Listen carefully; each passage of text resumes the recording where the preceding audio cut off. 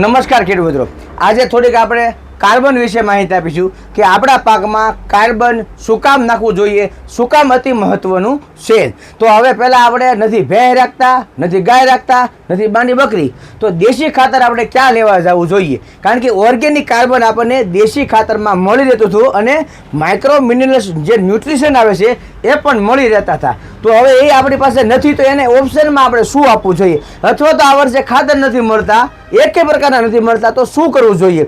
તો સિગ્મા કંપનીનું જે સુપિક સોઇલ આવે છે એ સુપિક સોઇલ આવે છે 10 કિલોની ડોલ આવે છે અને 1 એકરમાં આપણે આપવાની છે. 1 એકર એટલે 2.5 વીઘા એટલે 40 ગુઠા જગ્યાની માલિપા. હવે આની વાત કરીએ મહત્વની, તો ભાઈ કાર્બન આપો તો આપણી જમીન ભરભરી રહે, કુણી ગાભા રેખી રહે, પોચી રહે, એટલે કે હવા ઉજાસનું અવન જવન જમીનમાં થઈ શકે, એટલે કે ફૂગ છે એના પાંગરી ન શકે, ઉસરી ન શકે, મોટી ન થાય ના, બરોબર. બીજા નંબરની માલિપા, જો કાર્બન મળ્યું છે ને તો જે કેચુઆ છે, આપણા જે અળસિયા છે ને એ એનો મેન ખોરાક છે. અળસિયા વગર તમને કોઈ કાર્બન મળ્યા વગરના અળસિયા અંદર જતા રહ્યા છે, એનો ખોરાક તો જોવે કે નહીં? તો તમે આ આપો ને તો એનો મેન ખોરાક છે, એટલે અળસિયા ધીમે ધીમે બહાર આવશે. બીજા નંબરમાં આની માલિપા ઓર્ગેનિકના રૂપની માલિપા, એક તો માઇકોરાજા આવે છે, બીજું ડીઈપી યુરિયા ને પોટાશ આવે છે, કે જે આપણે ડીઈપી 12-32 હોળ કે 20-20-0-13 જેવા ખાતરોની આ વર્ષે અછત છે, તો એ પણ આ ખાતર પૂરી પાડે છે. બીજા નંબરમાં કે છોડવો અને ઉગ્યા ભેગી એને તાકાત જોવે છે, મજબૂતાઈ જોવે છે,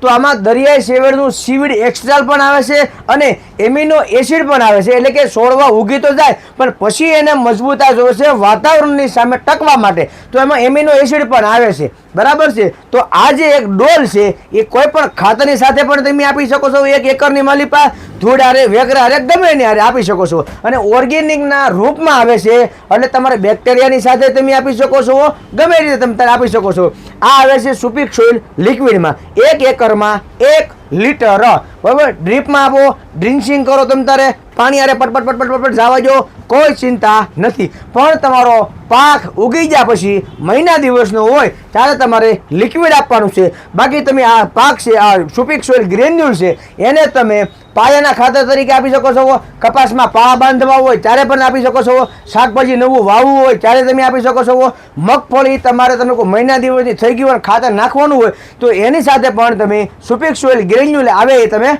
આપી શકો છો. 1 એકરમાં 1 ડોલ એટલે કે 10 કિલો આપવાનું છે. તો આવા જ વિડીયો માટે આપણી ચેનલને સબસ્ક્રાઈબ કરી લો, ફોલો કરી લો અને હું હિતેશ પટેલિયા રજા આપો. રામ રામ. જય જવાન, જય કિસાન.